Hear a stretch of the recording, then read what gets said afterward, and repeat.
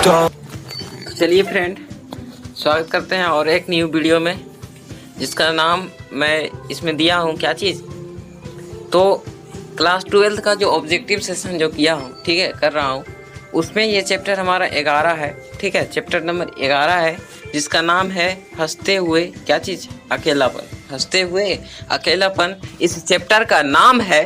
तो यह चैप्टर बहुत ही इम्पोर्टेंट है, ठीक है, यह चैप्टर बहुत ही इंपॉर्टेंट है एग्जाम के लिए। देखिए, आप अगर चैप्टर वाइज अगर पढ़ लेते हैं आप प्लस क्वेश्चन बैंक को, देखिए पहला तो अगर आप चैप्टर के कहानी को पढ़ लेते हैं तो चैप्टर के कहानी आपको याद हो ही जाता है, और उसका जो अति होता है, क्या कहते हैं, क्वेश्चन बैंक पढ़िएगा तो आप आसानी से सारा क्वेश्चन हल कर दीजिएगा, ठीक है। तो अब चलिए पहला क्वेश्चन को देखते हैं, ठीक है। तो पहला क्वेश्चन हमें दे रखा है कि यथार्थ के इस लेन देन का नाम ही संसार है, यह पंक्ति किसके द्वारा लिखी गई है। यह 2021 में क्वेश्चन पूछा गया है, ठीक है, यह 2021 में क्वेश्चन पूछा गया है, यह बहुत ही इंपॉर्टेंट क्वेश्चन है, ठीक है। तो क्वेश्चन क्या बोल रहा है कि यथार्थ के इस लेन देन का नाम ही संसार है, यह पंक्ति किसके द्वारा लिखी गई है। तो यह पंक्ति किसके द्वारा लिखी गई है, याद रखिएगा, किसके द्वारा, तो मल्यज के द्वारा। किसके द्वारा, तो मल्यज के द्वारा यह पंक्ति लिखा गया है, ठीक है।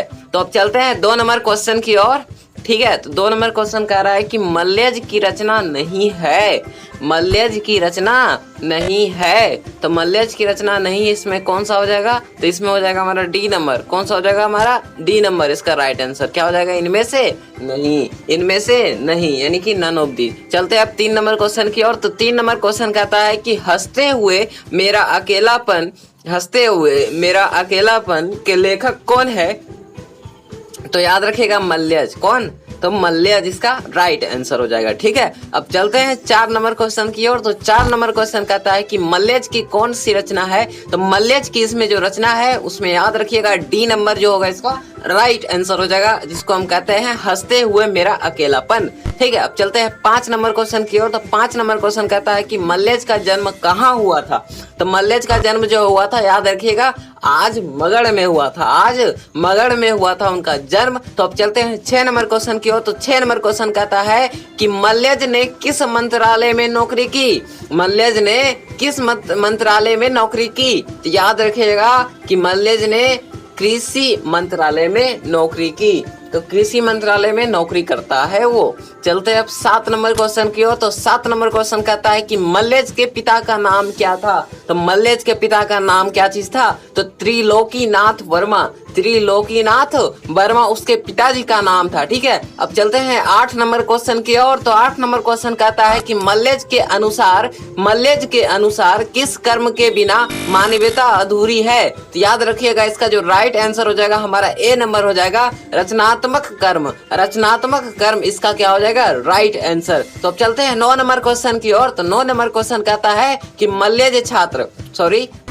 छात्र जीवन में किस रोग से ग्रसित थे। मल्यज छात्र जीवन में किस रोग से ग्रसित थे। तो याद रखिएगा किससे थे, तो क्षय रोग से थे। किससे थे, तो क्षय रोग से थे, ठीक है। अब चलते हैं 10 नंबर क्वेश्चन की ओर। तो 10 नंबर क्वेश्चन कहता है कि सब सेब बेचने वाली लड़की की वायु कितनी थी, यानी कि एज कितनी थी जो सेब बेच रही थी। तो उसका जो एज था 7 से 8 साल की, कितना, 7 से 8 साल की वो लड़की थी जो सेब बेचने आई थी।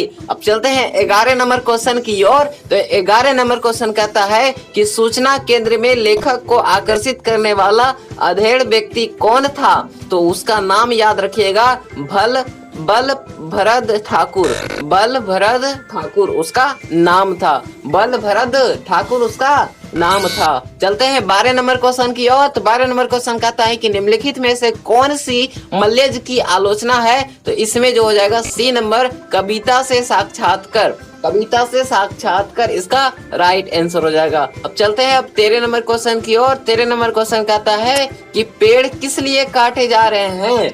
13 नंबर क्वेश्चन कह रहा है कि पेड़ किस लिए काटे जा रहे हैं।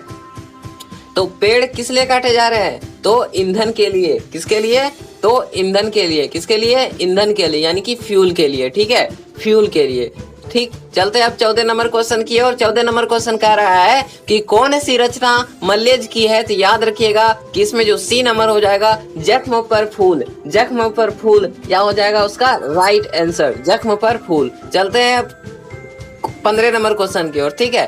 15 नंबर क्वेश्चन की ओर चलते हैं। मल्लेज ने जख्म पर फूल नामक कविता कब लिखी? मल्लेज ने जख्म पर फूल जो कविता है कब लिखी? तो याद रखिएगा कि यह जो लिखी थी कब लिखी थी? तो 1971 में। कब लिखी? 1971 ईस्वी में लिखी थी, ठीक है। अब चलते हैं 16 नंबर क्वेश्चन की ओर। तो 16 नंबर क्वेश्चन की देखते हैं। पहले 15 नंबर क्या कर रहा है कि मल्लेज ने जख्म पर फूल नामक कविता कब लिखी? तो 1971, याद हो गया, ठीक है। अब 16 नंबर की ओर चलते हैं। अब 16 नंबर क्वेश्चन कहता है कि मल्लेज की माँ का नाम क्या था? मल्लेज की माँ का नाम क्या था? मल्लेज की जो माँ की नाम थी क्या थी? प्रभावती। क्या चीज था? प्रभावती उसका राइट आंसर। अब चलते हैं 17 नंबर क्वेश्चन की ओर। 17 नंबर क्वेश्चन कहता है कि मल्लेज ने MA किस विश्वविद्यालय से किया? मल्लेज ने MA किस विश्वविद्यालय से किया? तो याद रखिएगा उन्होंने किया इलाहाबाद विश्वविद्यालय से, यानी कि इलाहाबाद यूनिवर्सिटी से किया MA। अब चलते हैं 18 नंबर क्वेश्चन की ओर। 18 नंबर कहता है कि सुरक्षा कहाँ हो सकती है? सुरक्षा कहाँ हो सकती है? तो याद रखिएगा इसका जो राइट आंसर हो जाएगा हमारा क्या हो जाएगा? चुनौती को झेलने में सुरक्षा हो सकती है। 19 नंबर की ओर चलते हैं। 19 नंबर कह रहा है कि रचने और भोगने का रिश्ता कैसा होता है? रचने और भोगने का रिश्ता कैसा होता है? तो इसका जो ए नंबर होगा द्वंद्वात्मक इसका राइट आंसर हो जाएगा। द्वंद्वात्मक इसका क्या हो जाएगा? राइट आंसर हो जाएगा। अब चलते हैं 20 नंबर की ओर। तो 20 नंबर कहता है कि हंसते हुए मेरा अकेलापन के लेखक हैं। तो हंसते हुए मेरा अकेलापन का लेखक जो है मल्लेज। कौन है? तो मल्लेज इसका राइट आंसर हो जाएगा, ठीक है। अब चलते हैं आगे। नेक्स्ट क्वेश्चन 21 नंबर की मल्लेज का जो जन्म हुआ था कब हुआ था? तो मल्लेज का जो जन्म हुआ था कब हुआ था? 1935 ईस्वी में। 1935 ईस्वी में उनका जन्म हुआ था। चलते हैं अब 22 नंबर क्वेश्चन की ओर, ठीक है। चलते हैं अब 22 नंबर क्वेश्चन की ओर। तो 22 नंबर कहता है कि मल्लेज का जो मूल नाम था क्या था? तो मल्लेज का जो मूल नाम था भरत जी श्रीवास्तव। क्या चीज था? भरत जी श्रीवास्तव उसका नाम था। अब चलते हैं 23 नंबर क्वेश्चन की ओर। तो कहता है कौन सी रचना मल्लेज जी की है? कौन सी रचना मल्लेज जी की है?